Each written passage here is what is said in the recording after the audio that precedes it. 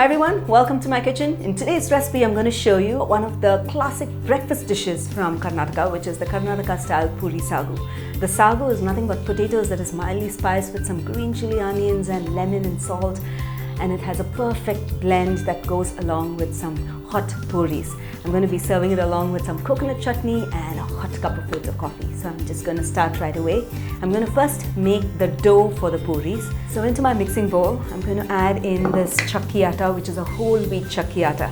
Remember those days when your mom used to go to the Chakki mill and grind some fresh wheat? Well, this Atta is now available for us, and this is a beautiful Atta. It's soft in texture and perfect for making puris, fulkas, parathas, and a lot of other savory snacks as well. So now into my puri atta, I'm going to add in some salt. You can also add some ajwain, kalaunji, and a lot of other stuff that you want. You can flavor the puris, in fact even pudina powder. Okay, and now I'm going to mix this up and add little water at a time. Puri dough is a little different from roti dough, and it has to be a little more stiffer. So we're going to add little water at a time and knead to make a nice firm dough. And I will also be adding oil to the puri dough so that it becomes softer and easier to roll, because when you're making puris, you don't dust it in flour. You just roll it just like that. So as the flour is coming together, I'm going to add in some oil and knead until it's nice and smooth. Okay. So it's important to knead a puri dough very well, so it comes together and puffs up nicely in the oil. So knead it well until it's soft and smooth. So I've added some oil, and once you add the oil, you will notice that it needs a little more oil because it might be a little sticky. You don't want the puri dough to be sticky. So I'm going to add just a little more oil on the top and knead well until it becomes a nice non-sticky dough. Usually the second coat of oil makes it completely non-sticky. Okay. And the puri dough is a little more firm. Now that the dough is done, I'm going to cover it and rest it for some time, and I'll proceed to show you how to make the sagu. So now to make the sagu, I'm going to heat up my pan with a little bit of oil. I'm going to add in the mustard seeds and allow it to crackle, and also going to add chana dal, which is Bengal gram dal, which is added to the sagu and adds a very, very Karnataka style texture to it. Since it is raw, the dal has to be roasted very well along with the mustard seeds before we can add the onions and the ginger and the green chilies and all of that. Okay, so I'm just going to roast the dal. It's going to take a few minutes. Now that the chana dal is well roasted, it's turning golden brown. Okay, I'm going to go ahead and add the Asafoetida, which is the hing, perengayam.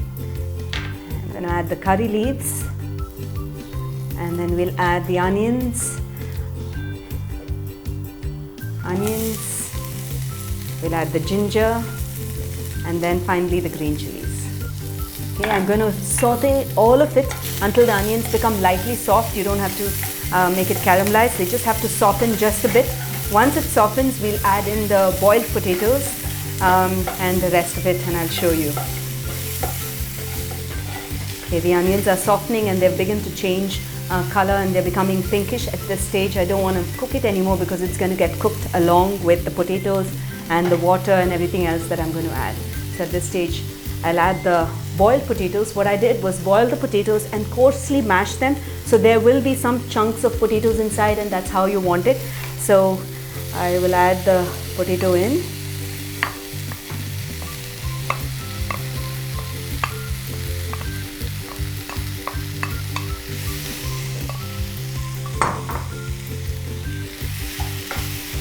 I'm going to add some turmeric powder.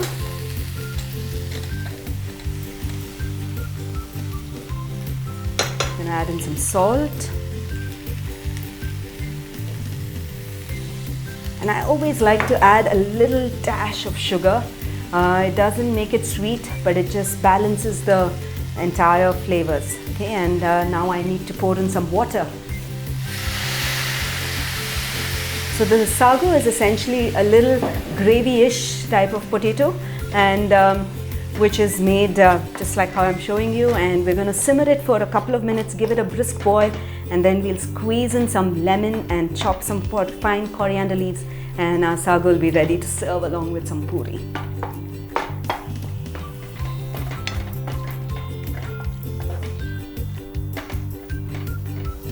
So it's up to you whether you want it a little bit thickish or you want it more gravyish. Typically, both ways are served. I'm going to just add a little more water and make it a little, have a little slight gravy kind of texture. So because with puris, if it's a little gravyish, it goes very well. Okay, and that's it. So it's done. I'm going to give it a quick taste and then squeeze in some lemon juice and start making the puri.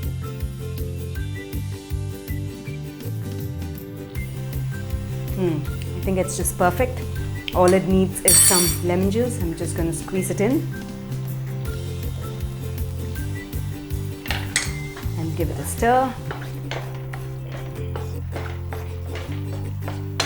And now that our sagu is ready, I'm going to quickly make the puris and show you how to roll them and fry them and puff them up. Now I'm going to roll out the puris, and before I roll it out, I'm going to grease this patlo as well as the puri dough and roll it out into a thin circle or an oval, whichever you're comfortable with, okay? And ensure that the edges are nice and smooth. So now I have some oil that is preheating here. So I'm going to take these puris and slide it into the hot oil and then allow the puri to puff up. And flip it, fry it the other side.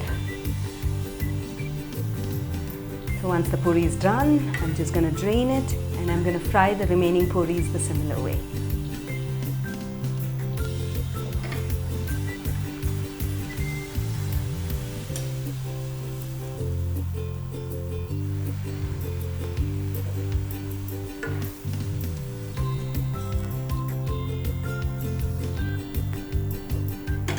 So now that the puri, the sagu and our coconut chutney is ready, I also have some fresh filter coffee to complete my breakfast. I enjoyed making this recipe. I hope you get to try this recipe and make it in your home and make a special Sunday breakfast for your family.